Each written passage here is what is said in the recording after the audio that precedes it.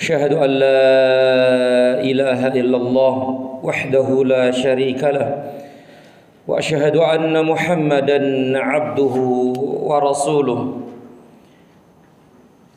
قال الله تعالى يا أيها الذين آمنوا اتقوا الله حق تقاته ولا تموتن إلا وأنتم مسلمون يا أيها الذين آمنوا اتقوا الله وقولوا قولا سديدا يصلح لكم أعمالكم ويغفر لكم ذنوبكم ومن يطع الله ورسوله فقد فاز فوزا عظيما ثم أما بعد أيها الإخوة أعزني الله وإياكم Ikhwani wa akhwati fillah rahimani wa rahimakumullah, para bapak ibu sekalian dan saudara-saudariku sekalian yang saya hormati dan yang saya muliakan. Pertama, segala puji hanya milik Allah Rabbal Alamin. Salawat dan salam senantiasa tercurah terlimpah kepada junjungan Nabi besar kita Muhammad sallallahu alaihi wasallam. Saudara-saudariku sekalian yang saya hormati dan yang saya muliakan dan yang selalu senantiasa dirahmati dan diberkahi Allah Subhanahu wa taala. Insyaallah taala akan kita lanjutkan bahasan kajian rutin kita dalam pembahasan fikih dalam kitab Al-Wajiz fi Fiqhi Sunnati wal Kitabil Aziz. Dan bahasan kita masih tentang zakat. Dan insyaallah hari ini terakhir di bahasan zakat nih insyaallah.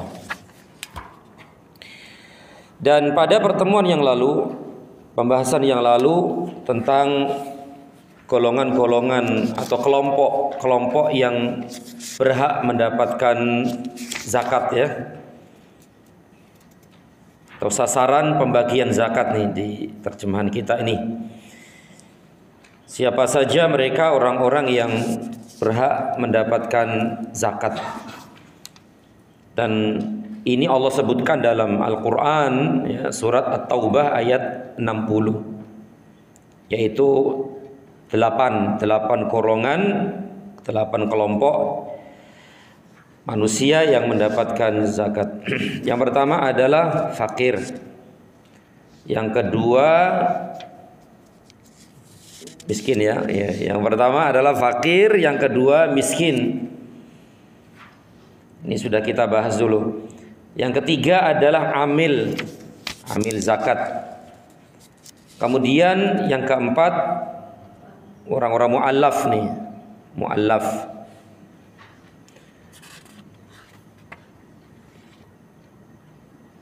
mu'allafatu qulubuhum.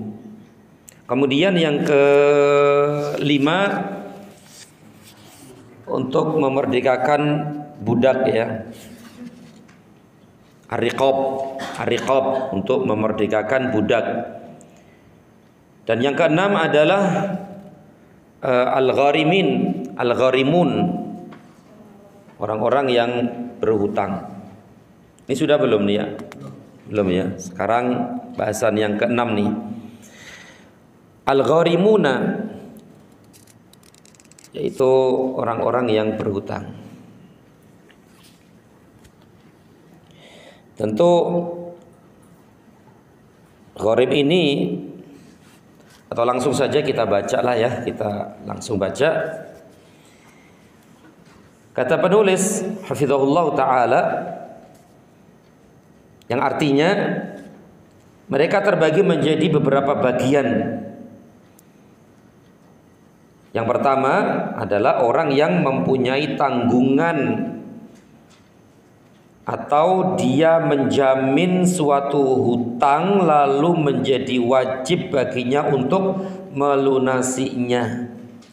Kemudian meludeskan seluruh hartanya karena hutang tersebut. Yang pertama.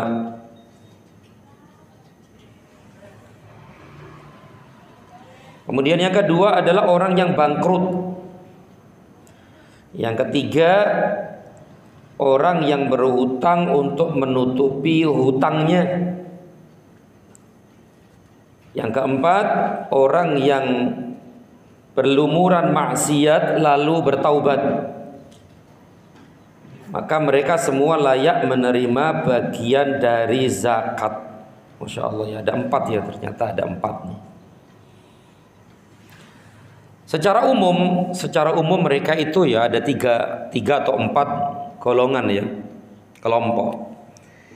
Yaitu dia terlilit hutang gitu loh, dia terlilit hutang untuk kepentingan sendiri, kepentingan pribadi, kepentingan keluarga ya. Yang semua itu sudah jatuh tempo gitu loh. Udah waktunya bayar nggak bisa bayar. Untuk kepentingan diri sendiri, untuk kepentingan keluarga. Ya. Jadi ini orang yang terlilit utang untuk kepentingan sendiri, pribadi, keluarga, untuk makan dan seterusnya. Tentu utang yang tentu diperbolehkan ya. Memang dia itu sangat butuh banget gitu. Yang terpaksa dia harus hutang untuk kebutuhannya sendiri, bukan untuk foya-foya, bukan untuk ini itu ya, tapi benar-benar kebutuhan yang sangat penting. Kemudian ketika waktunya habis, waktunya bayar, dia nggak punya. Dan orang ini tentu dalam keadaan sulit. Maka orang seperti ini ya berhak mendapatkan zakat. Ya. Jadi ini yang pertama, orang yang terlilit utang untuk kepentingan pribadi, untuk kepentingan diri sendiri dan keluarga, yang sudah jatuh tempo. Kemudian orang ini utang karena memang sangat butuh banget gitu loh. Sangat butuh sekali. Dan utang yang diperbolehkan kan, bukan untuk foya-foya dan yang lainnya. Maka orang seperti ini berhak mendapatkan zakat.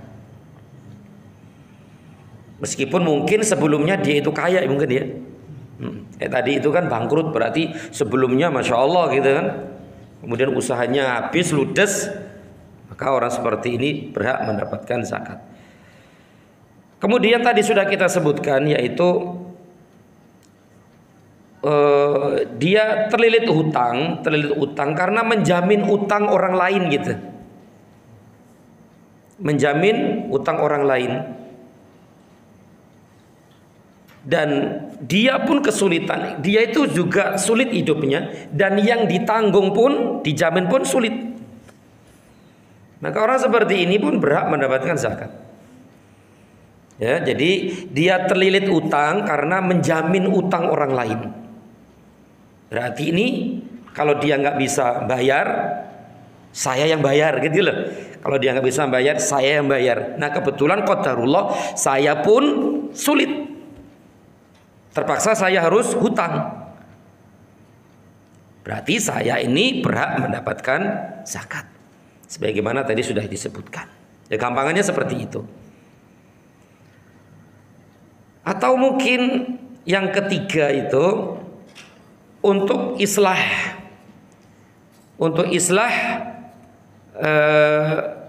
untuk mendamaikan orang yang berselisih. Ya, jadi ini kelompok yang ketiga, itu orang-orang yang berhutang untuk islah,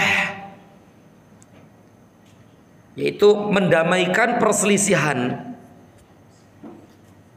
Ya, mendamaikan perselisihan. Yang mana untuk mendamaikan dua kelompok ini butuh biaya kan begitu? Biaya. Atau misalnya ini diat gitu kan, diat berselisih, mintanya begini, mintanya begitu. Akhirnya ini dia nggak terima, ini nggak terima. Akhirnya terpaksa dia untuk membantu dia. Meskipun dengan hutang dia bantu dia agar dua kelompok ini berdamai. Maka orang seperti ini berhak mendapatkan zakat. Masya Allah ya. Jadi ini secara umum itulah orang-orang yang gharim tadi itu. Gharim yaitu orang yang terlilit hutang. Yang menjadi dasar dalam masalah ini dalilnya adalah Artinya di sini langsung saja kita baca artinya. Dari Qubaisah bin Mukharriq al-Hilali radhiyallahu anhu, ia berkata, aku pernah mempunyai tanggungan untuk mendamaikan dua pihak yang bersengketa. Tadi sudah kita sebutkan. Kemudian aku datang kepada Rasul sallallahu alaihi wasallam menanyakan perihal beban tanggungan itu. Maka beliau bersabda, tegakkanlah hingga datang zakat untuk kuberikan kepadamu. Jadi aku pingin mendamaikan dua orang yang bertikai ini, meskipun dengan hutang. Kata Nabi, Yesus teruskan, hutang nggak masalah. Begitu. Kemudian Rasul sallallahu alaihi wasallam melanjutkan sabdanya, ya Qubaisah, sesungguhnya meminta-minta itu tidak halal kecuali bagi tiga golongan.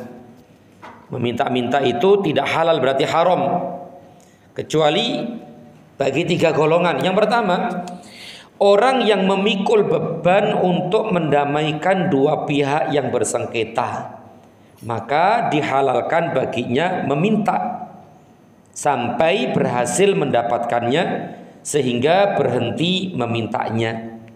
Oh, ini boleh berarti ya. Ini boleh ya? Boleh, alhamdulillah. Untuk mendamaikan dua pihak yang bersengketa. Dan biasanya seperti itu, kalau sudah dikasih harta, diem. Obatnya ternyata apa? Obatnya ternyata harta itu. Dengan harta sudah selesai sengketanya itu. Meskipun dengan cara hutang sudah. Berarti ini tentu amal soleh ya. Ini kebaikan yang sangat besar nih. Amal soleh yang sangat tinggi. Mendamaikan dua orang yang bersengketa ya, dengan harta meskipun dengan hutang tadi itu. Atau dengan minta-minta tadi itu. Boleh ya, boleh. Yang kedua, kata beliau sallallahu alaihi wasallam, yang artinya orang yang tertimpa kebingungan yang sangat karena rusaknya harta bendanya, maka kepadanya dihalalkan meminta zakat sehingga ia mendapatkan kekuatan untuk menutupi kebutuhan hidupnya. Berarti memang benar-benar dia itu nggak punya sama sekali untuk makan, untuk kebutuhan diri dan keluarganya. Benar-benar sangat ya, sangat-sangat. Kemudian yang ketiga, orang yang mendapatkan kesulitan hidup hingga 3 orang dari pemuka kaumnya berdiri lalu bertutur bahwa kesulitan hidup telah menimpa si fulan, maka baginya dihalalkan meminta hingga mempunyai kekuatan untuk memenuhi kebutuhan hidupnya. Berarti ada saksi. Ada saksi bahwa ini orang benar-benar membutuhkan. Ya. Maka tidak ada hak bagi selain 3 kelompok itu untuk meminta. Wahai Qubaisah. Baik, wallahu a'lam bissawab. Tapi ini kelompok yang ke-6 nih. Sekarang kita masuk ke kelompok yang ke-7. Yang ke-7 adalah fi sabilillah. Fi sabilillah, di jalan Allah. Artinya apa? Artinya fahumul ghuzatul ladzina la haqqa lahum fid diwan. Artinya adalah para mujahid, pasukan perang, ya pasukan perang nih, mujahid, sukarelawan.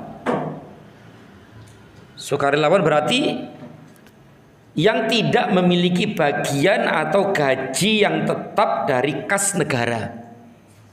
Sukarelawan ya. Kalau yang dapat gaji langsung dari negara, ya enggak kan gitu. Kalau ini sukarelawan. Sukarelawan berarti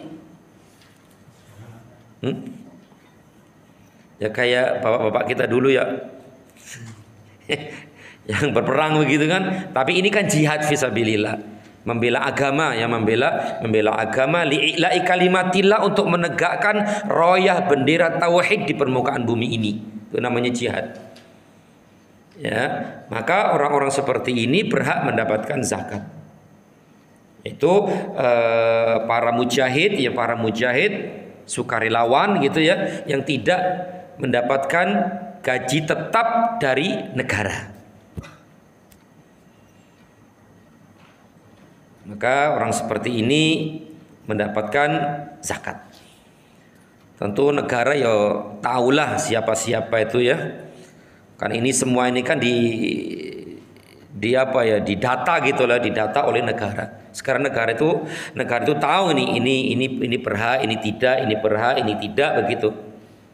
Nah, kalau ada negara Islam ya akan seperti itu. Mudah semuanya, dipantau oleh negara, ditanggung oleh negara. Ya. Kemudian menurut Imam Ahmad, wa indal imami Ahmad wal Hasani wa Ishaqa wal hajju min sabilillah. Menurut Imam Ahmad, Al Hasan dan Ishaq bahwa menunaikan ibadah haji termasuk fi sabilillah.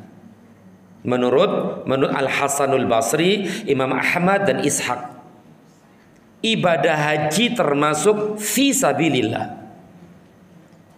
Berarti mungkin ketika dia itu kekurangan harta dan memang dia sudah siap untuk berangkat, kemudian kurang hartanya, mungkin orang seperti ini berhak mendapatkan zakat.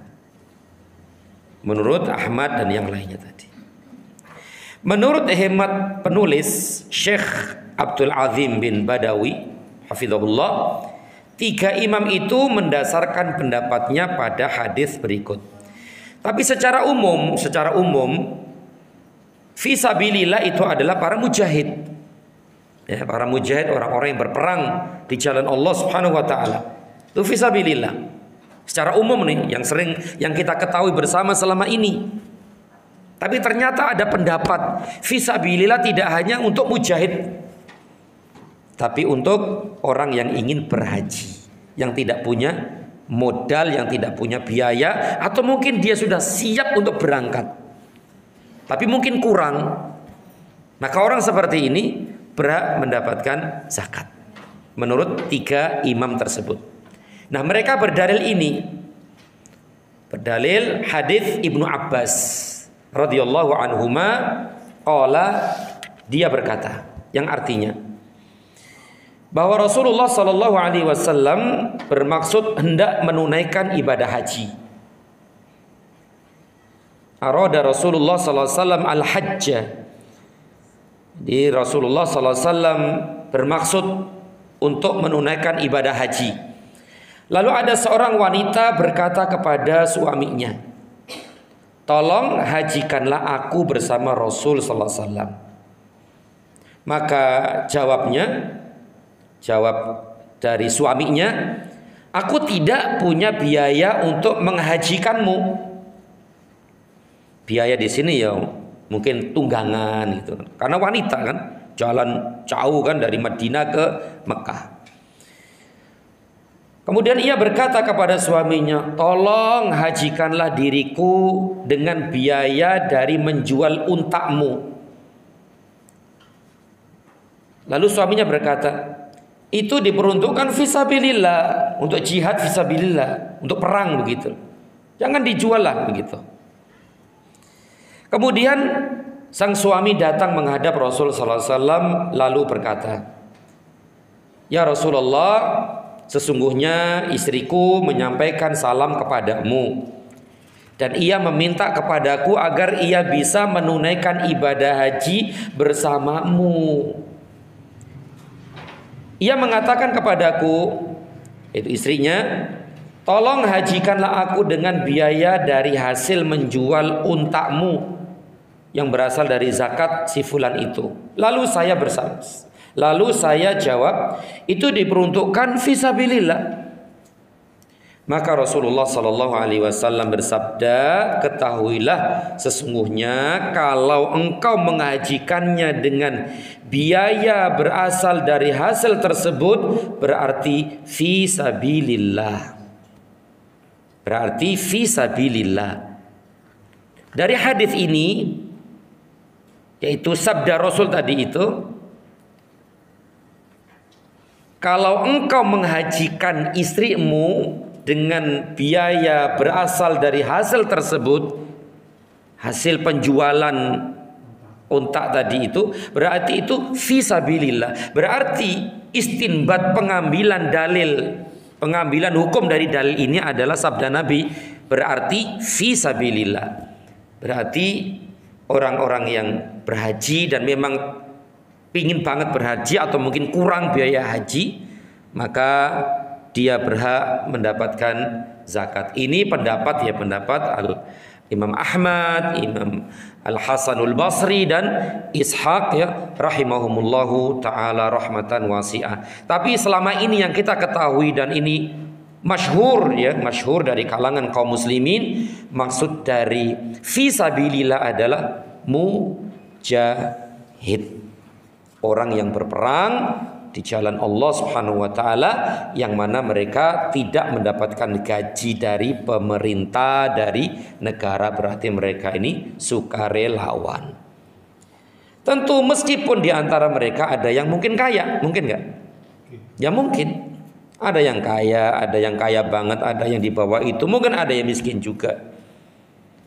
Yang penting dia itu kan fisabilillah. Ya, fisabilillah. Sebagaimana amil zakat itu kan tidak hanya mereka itu orang miskin, bahkan di antara mereka orang kaya juga kan. Nah, karena tugasnya amil ya dapat zakat meskipun dia itu kaya, sebagaimana yang sudah kita jelaskan. Tapi kita lanjutkan yang terakhir, yang ke-8 nih. Ibnu Sabil. Ibnu anak laki-laki, sabil jalan. Anak jalanan gitu. Ya enggak toh, bukan anak jalanan ya. Ibnu Sabil, kalau di sini Ibnu Sabil. Siapa mereka itu? Al-musafirul mujtazu fi baladin laisa ma'ahu syai'un yasta'inu bihi ala safarihi fayu'ta minas sadaqati ma yakfihi ila baladihi wa in kana lahu malun, yaitu orang yang bepergian melintas di suatu negeri tanpa membawa bekal yang cukup untuk kepentingan perjalanannya, maka dia pantas mendapat bagian zakat yang cukup sampai dia kembali ke negerinya, meskipun dia adalah orang yang mampu. Kalau bahasa kita apa namanya? Kehabisan gitu ya. Kehabisan bekal dalam safarnya, atau mungkin dari awal sudah dikira-kira cukup tapi ternyata nggak cukup, maka orang ini berhak mendapatkan zakat. Tentu yang dimaksud di sini syaratnya adalah dia itu seorang muslim. Ya, Ibnu Sabil ini orang muslim. Safar, berpergian jauh, kehabisan sangu, kehabisan harta. Kemudian di antara syaratnya adalah bukan safar maksiat. Karena safar itu kan ada berapa? Ada 3 ya.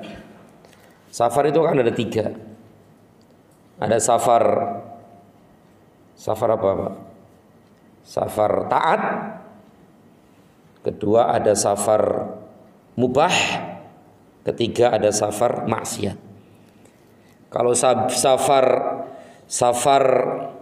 taat itu apa? Ya haji, umroh, silaturahim, daurah, ya. Nah, ini ketaatan semuanya, ini ketaatan. Kemudian yang kedua adalah mubah. Mubah ini berarti mungkin bisnis, atau mungkin jalan-jalan, naik gunung. Boleh naik gunung ya? Boleh naik gunung ya, jalan-jalan, itu mubah ya. Kemudian yang ketiga adalah safar maksiat. Nah, Orang yang Ibnu Sabil yang berhak mendapatkan zakat ini safarnya safar bukan maksiat. Berarti mungkin safar taat atau safar mubah.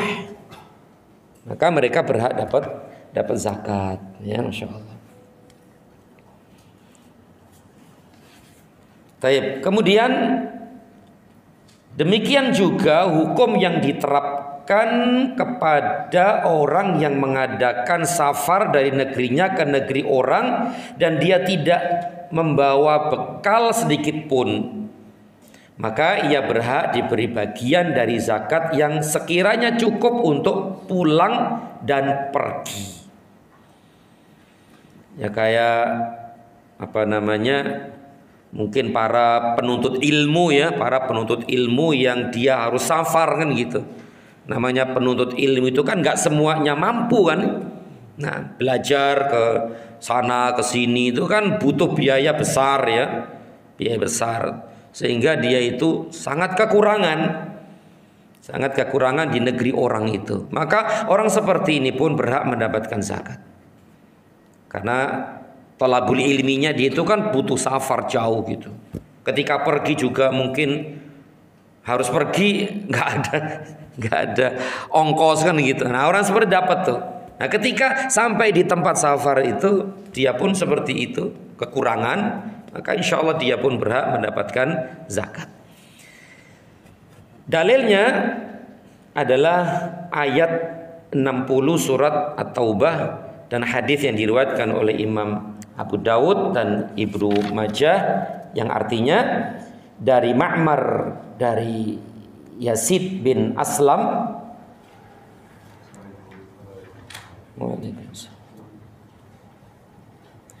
dari Yazid apa Yazid? Yazid pakai Z, ya, bukan pakai S, pakai Z. Dari Yazid bin Aslam, bukan dari Yazid, tapi Yazid. Dari Yazid bin Aslam, dari Atha bin Yasar, dari Abi Sa'id, ya,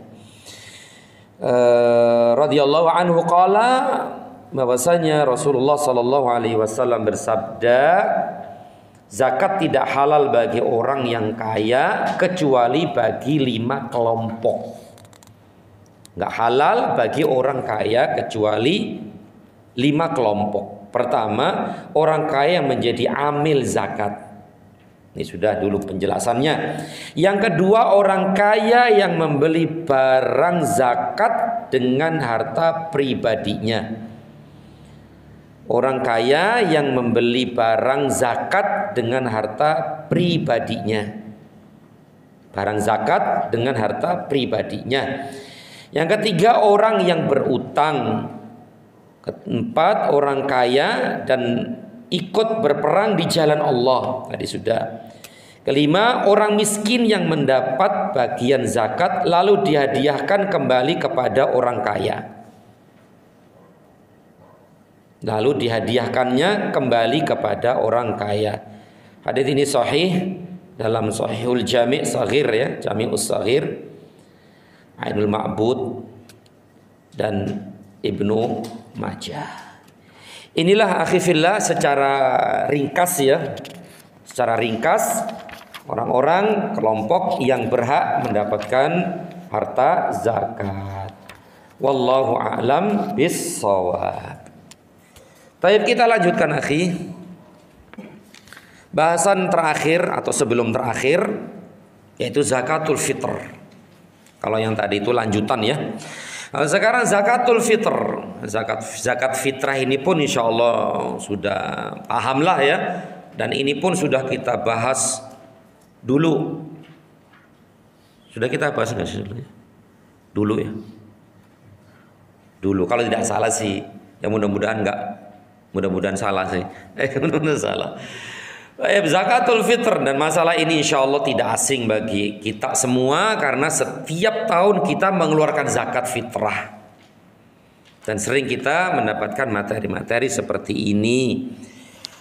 Tapi ala kulli hal, ya, kita tetap baca, ya. Zakatul fitr, zakat fitrah. Apa sih zakat fitrah itu? Zakat fitrah itu sebagian ulama mendefinisikan bahwa zakat fitrah adalah infaqu miqdarin ma'lumin ala kulli fardin muslimin yu'iluhu qabla salati Idul Fitri fi masarif muayyanatin fi masarifa muayyanatin. Zakat fitrah adalah menginfakkan apa? Tentu harta maksudnya, menginfakkan harta dengan kadar tertentu. Menginfakkan dengan kadar tertentu. Kadar itu apa kadar? Ukuran ya, ukuran tertentu, kadar tertentu. Di setiap individu muslim, dari setiap individu muslim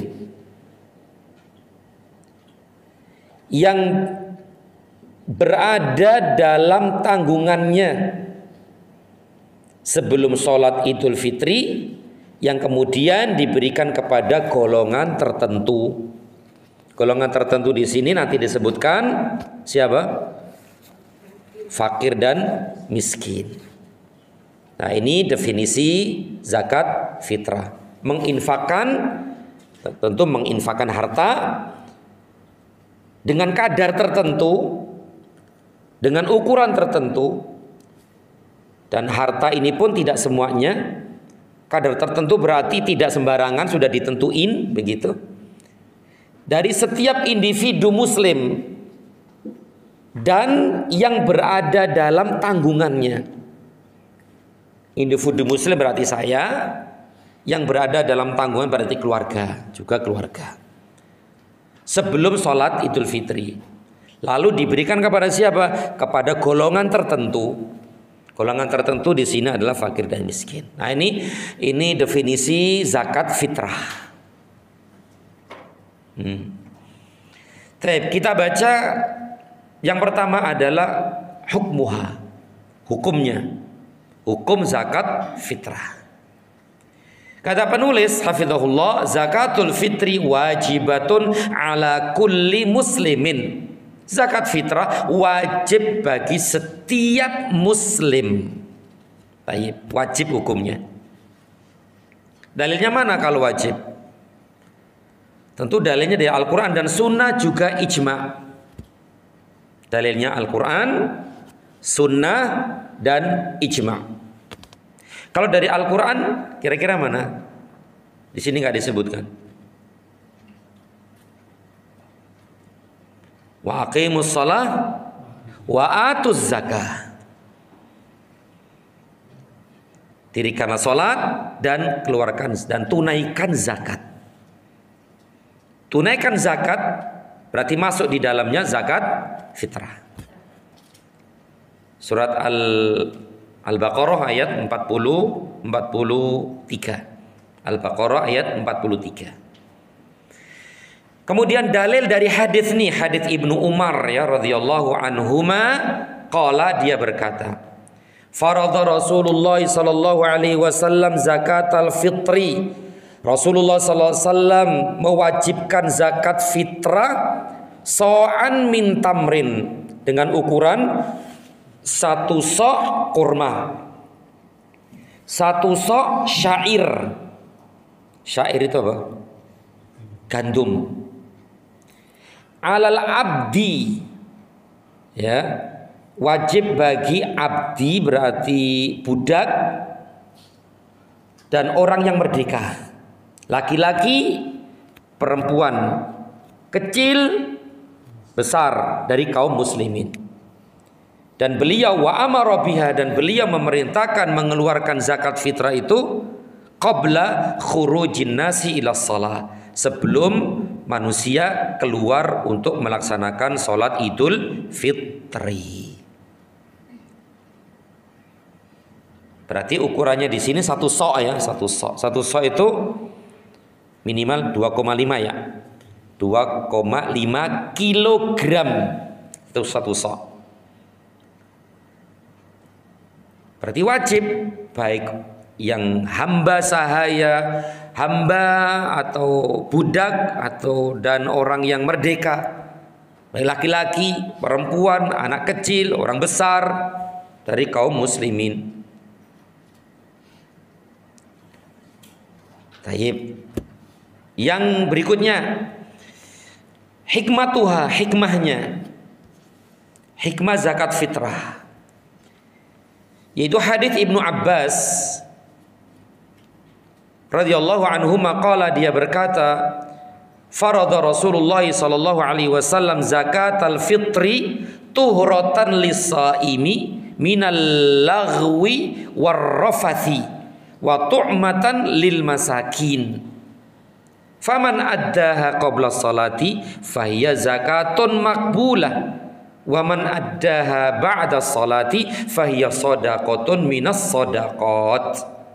Artinya, Rasulullah Shallallahu Alaihi Wasallam telah mewajibkan zakat fitrah sebagai apa sih? Hikmahnya apa ini? Nah, ini hikmahnya, pembersih bagi orang yang berpuasa dari perbuatan yang sia-sia dan yang kotor. Laghu itu sia-sia, yaitu perbuatan yang sia-sia. Rofath itu kata-kata yang kotor, kata-kata yang tidak bagus gitu loh. Itu namanya rofath. Jadi laghu itu berarti berkaitan dengan perbuatan yang sia-sia gitu kan. Kemudian rofath itu ucapan yang sia-sia, ucapan yang kotor, ucapan yang tidak baik.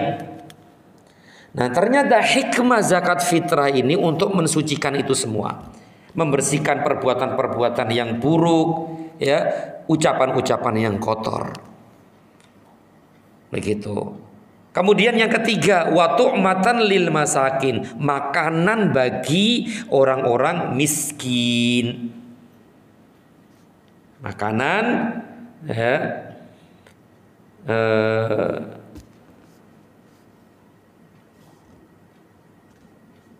sebagai makanan bagi orang-orang miskin. Nanti minimal ada 3 ya, atau 2 tadi. Pembersih dari perbuatan sia-sia dan ucapan-ucapan kotor, dan sebagai makanan bagi orang-orang miskin. Itu hikmahnya tuh.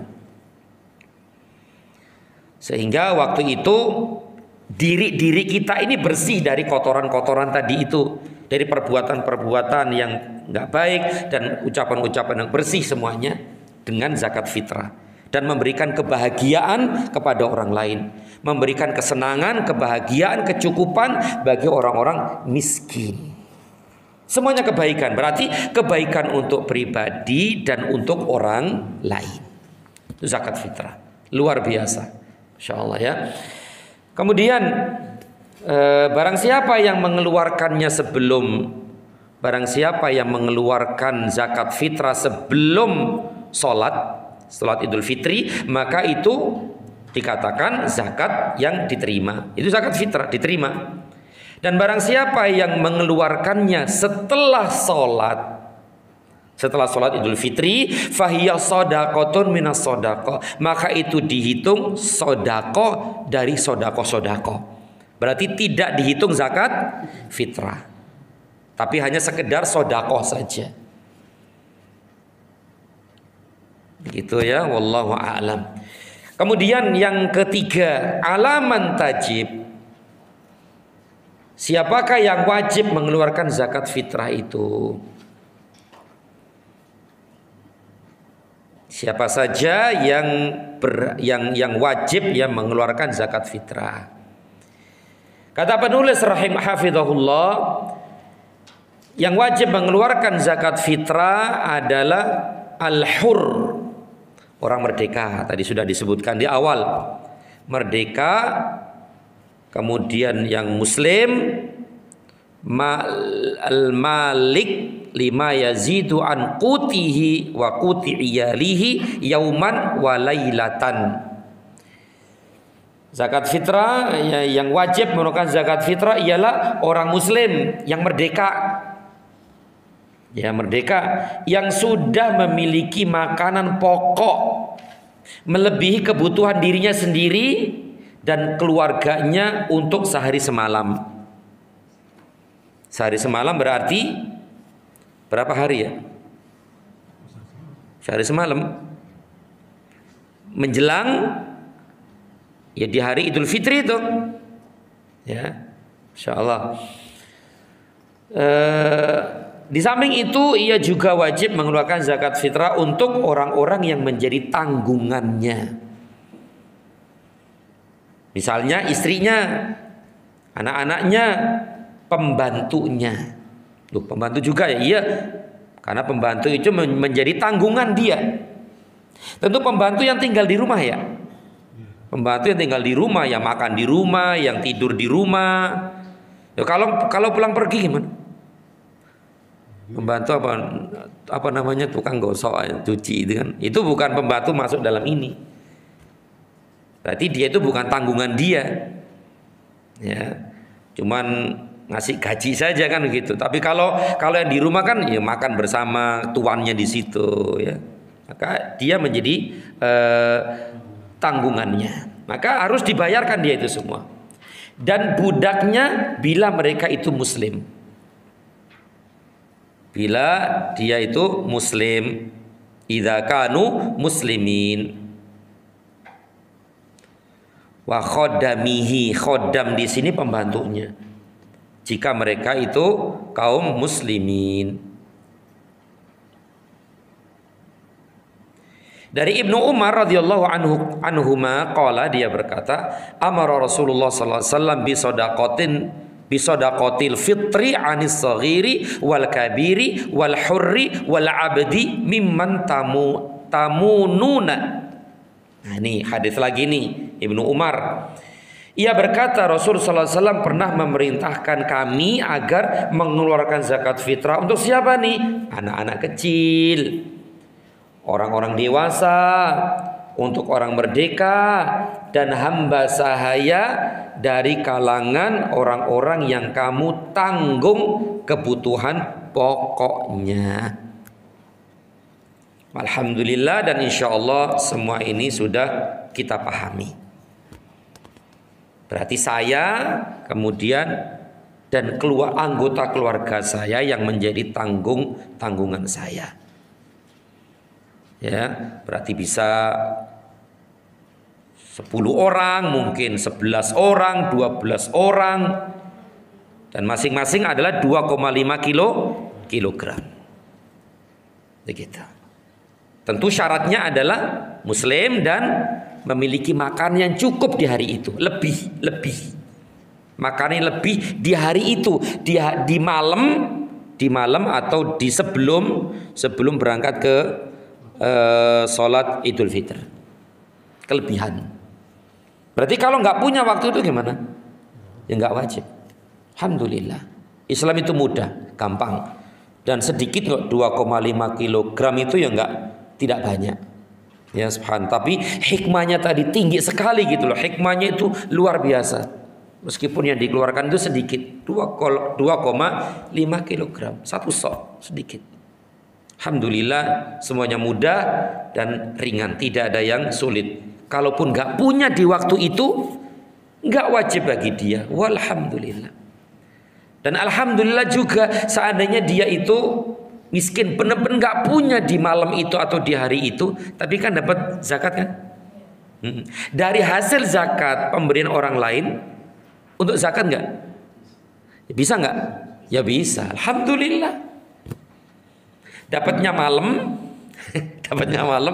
besok pagi sebelum berangkat, nah, zakatnya. Alhamdulillah, mudah ya, mudah alhamdulillah. Apalagi kita ini insyaallah mudah. Taib akhi fillah azani Allah wa iyyakum. Pembahasan berikutnya adalah qadruha, besar ukuran zakat fitrah. Kadar zakat fitrah. Kata penulis hafizahullah, wal wajibu ala kulli syakhsin nisfu sa'in min qamhin.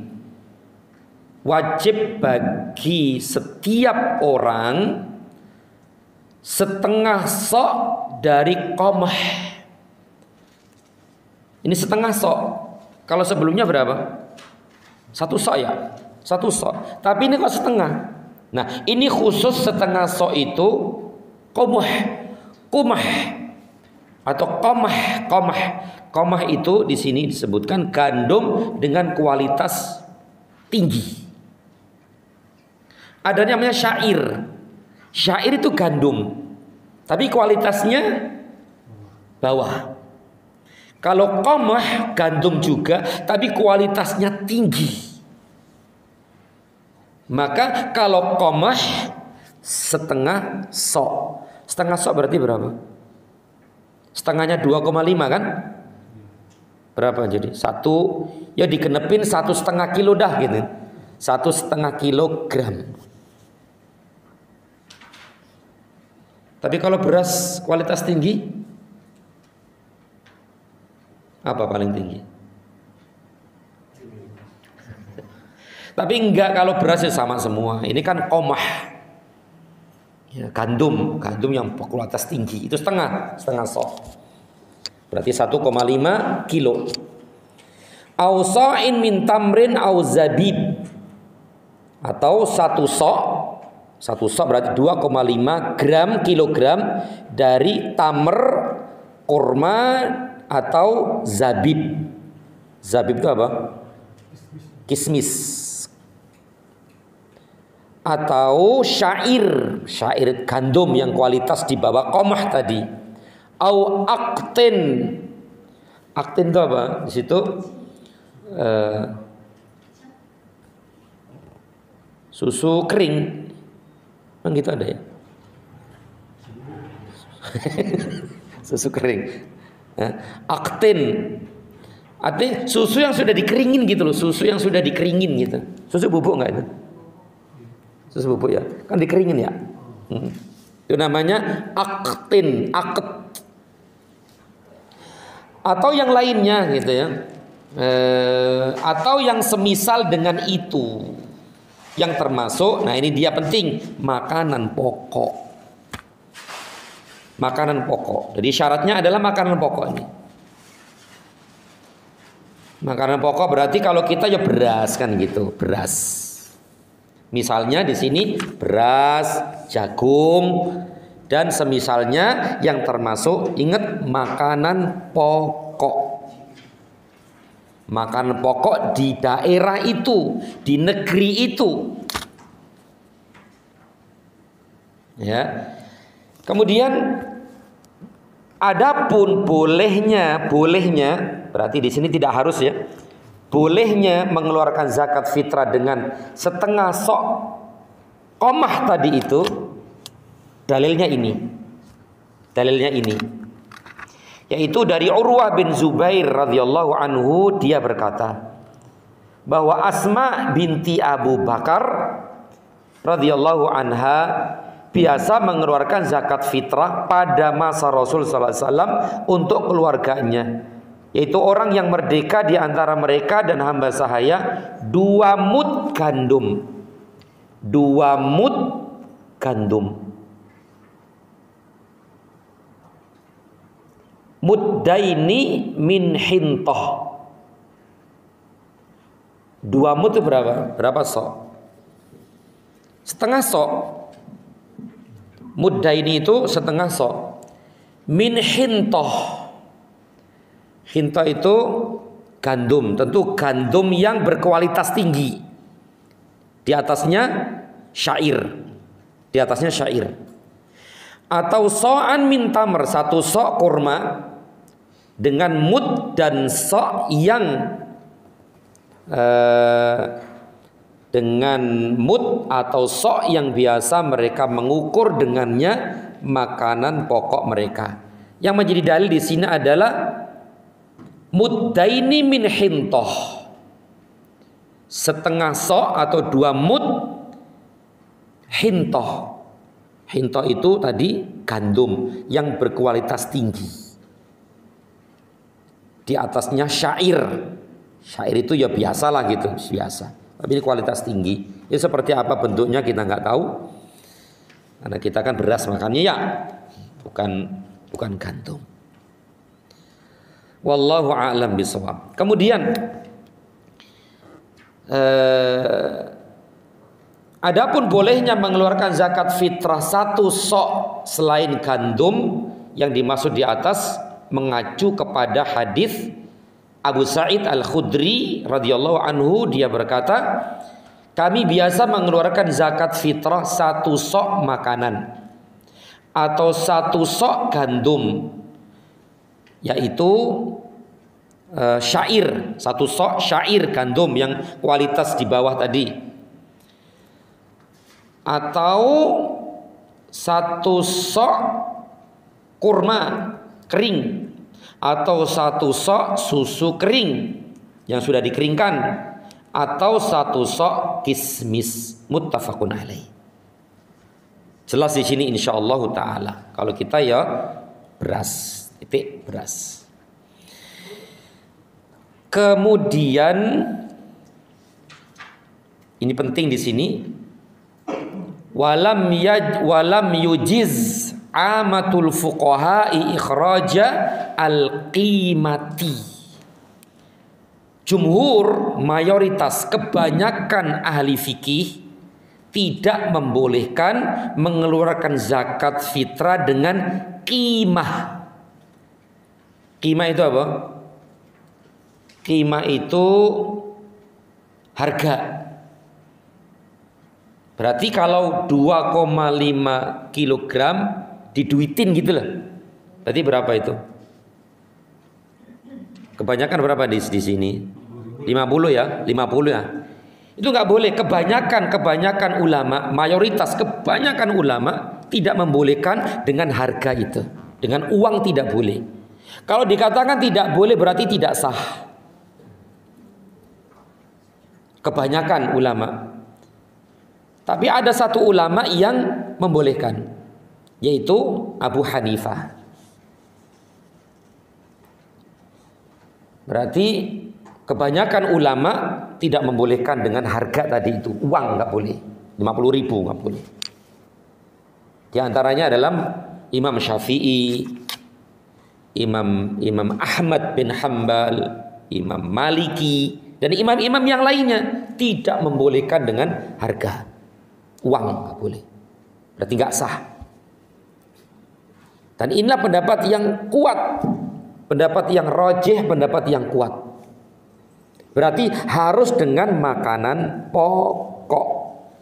Harus dengan makanan pokok. Tidak boleh diganti dengan harga, dengan uang. Ya, wallahu a'lam bishawab.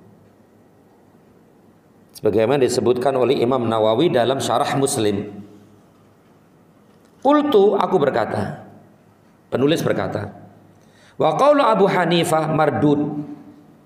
Pendapat Abu Hanifah yang membolehkan zakat itu dengan harga itu ditolak. Lemah pendapat itu. Pendapat itu lemah, dhaif, tertolak. Karena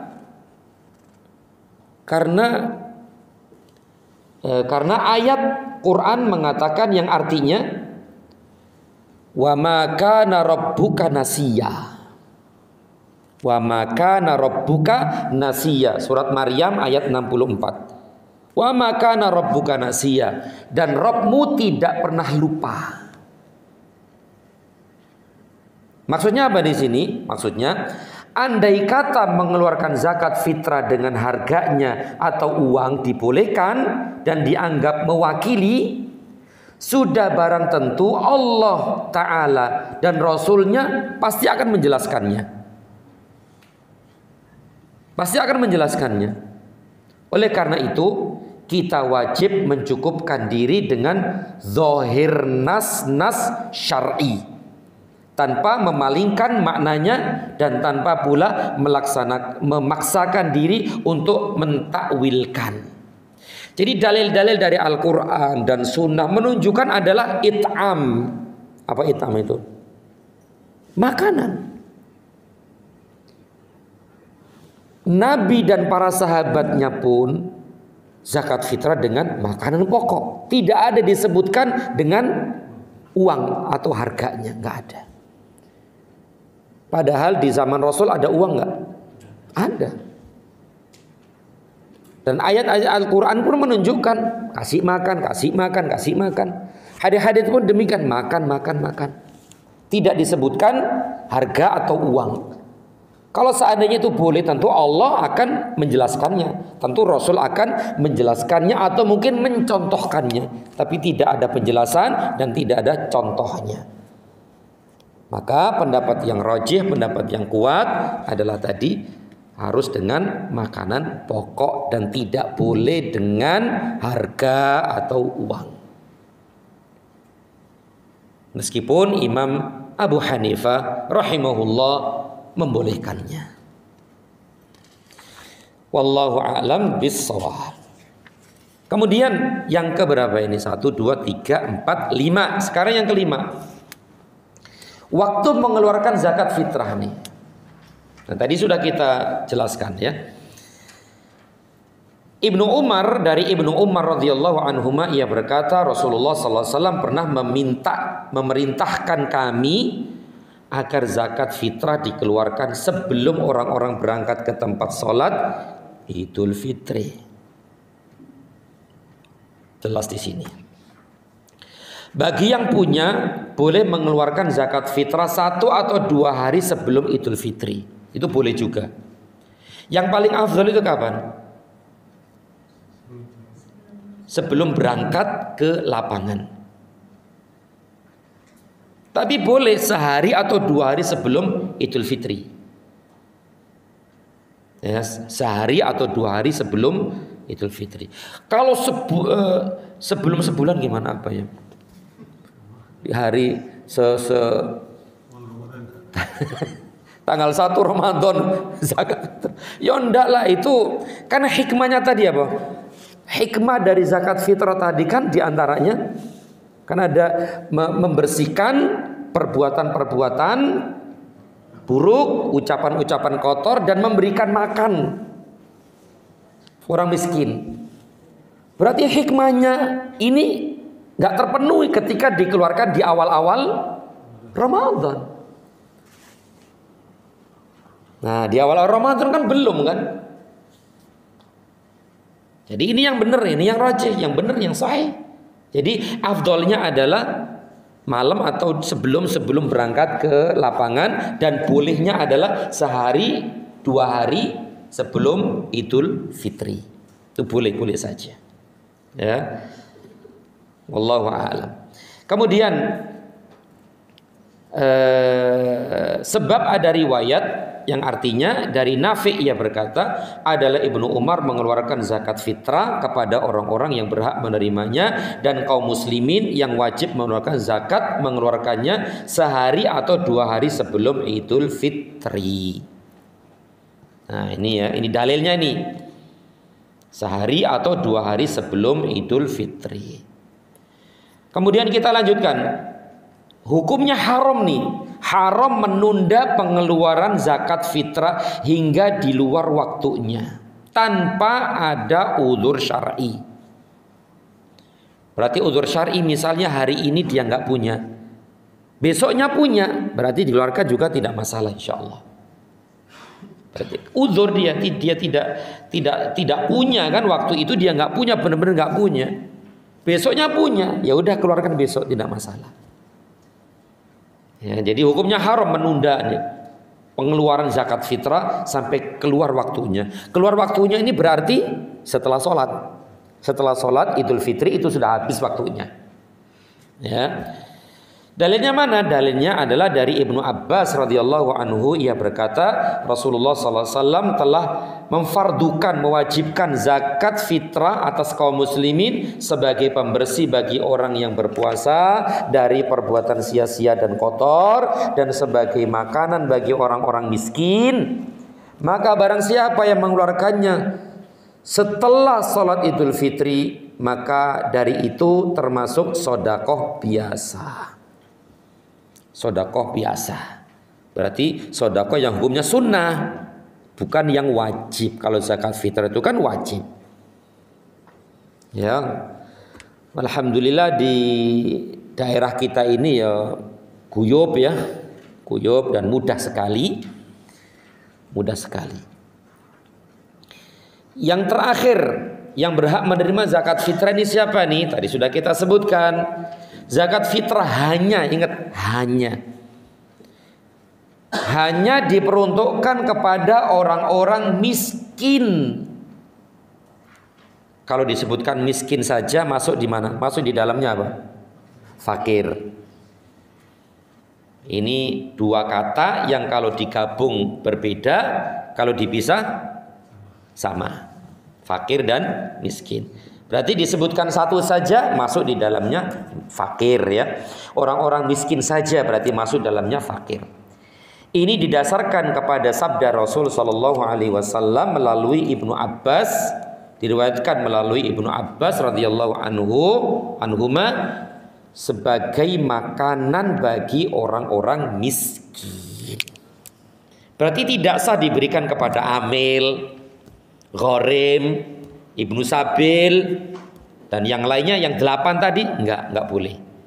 Khusus untuk 2 saja, fakir dan miskin. Wallahu a'lam bissawab. Bahasan kita terakhir adalah sedekah tatawwu nih, kita habiskan nih. Sedekah tatawwu. Apa sedekah tatawwu itu? Sedekah sunnah. Sedekah sunnah. Berarti bahasan zakat sudah selesai. Sedekah yang wajib sudah selesai. Ya. Sedekah yang wajib berarti zakat mal dan yang lainnya itu, kemudian zakat fitrah. Semua itu zakat sedekah yang wajib. Nah, bahasan terakhir adalah sedekah yang sunnah.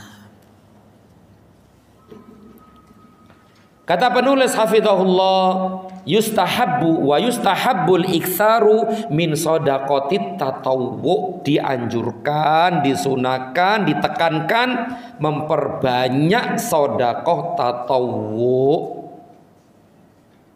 Sebagaimana firman Allah dalam surat Al-Baqarah 261, mathalul ladzina yunfiquna amwalahum fi sabilillah kamathali habbatin ambatat sab'a sanabil fi kulli sumbulatin mi'atu habbah wallahu yudha'ifu liman yasha wallahu wasi'un alim.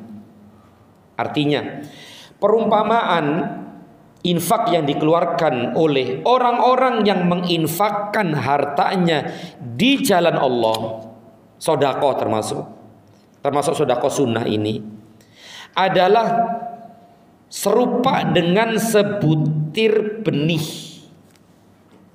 yang menumbuhkan 7 bulir. Pada tiap-tiap bulir 100 biji. Berarti totalnya berapa? 7 kali 100 ya? Iya. Berapa itu 7 kali 100? 700. Satu biji nih, satu biji dilipat gandakan oleh Allah menjadi 700 kali lipat. Allahu Akbar. Dan tentu beliau hafizahullah tidak membawakan banyak dalil tentang masalah ini, tapi kalau kita baca dalil-dalil sangat banyak sekali ya tentang keutamaan sedekah, khususnya sedekah sunnah, banyak sekali. Ini ringkes banget ya. Baik, kita lanjutkan. Allah melipat gandakan ganjaran bagi siapa yang Dia kehendaki. Berarti bisa 700 lebih sesuai dengan keikhlasannya, sesuai dengan niatnya, sesuai dengan keikhlasannya. Semakin tinggi keikhlasannya, semakin besar banget pahalanya. Bahkan lebih dari 700 lebih. Dan Allah maha luas karunia-Nya, lagi maha mengetahui. Luas karunia-Nya berarti Allah berikan pahala kepada orang-orang yang dikehendaki sebanyak apapun, gak akan pernah habis. Gak akan pernah habis. Masya Allah. Kemudian Rasulullah Sallallahu Alaihi Wasallam juga bersabda yang artinya, dan hadits ini sering kita dengar, tidak ada suatu hari ketika segenap hamba berada di pagi hari, melainkan dua, illa malakani yanzilani, melainkan dua. Kok 20 sih? Itu 20 enggak itu? Yang bener apa? Puluhnya enggak ada. Cuman dua saja, enggak kok 20. Puluhnya dicoret itu bisa. Ya. Kayak tadi itu Yazid, berarti coret S-nya diganti Z gitu. Salah cetak atau salah tulis. Ini dua nih, melainkan ada dua malaikat yang turun. Dua malaikat yang turun, bukan 20, dua malaikat. Malakani, dua malaikat. Yanzilani, dua-duanya turun. Fayaqulu ahaduhuma, di antara keduanya berkata, ya Allah, berilah ganti kepada orang tersebut berinfak itu. Masya Allah, artinya ganti ya Allah. Apa yang dia keluarkan sedekah itu ganti dia ya Allah dengan yang lebih baik di dunia dan di akhirat. Di dunia apa? Di dunia Allah lipat gandakan, Bu. Allah ganti itu secara zahir, Allah ganti, pasti Allah ganti di dunia ini.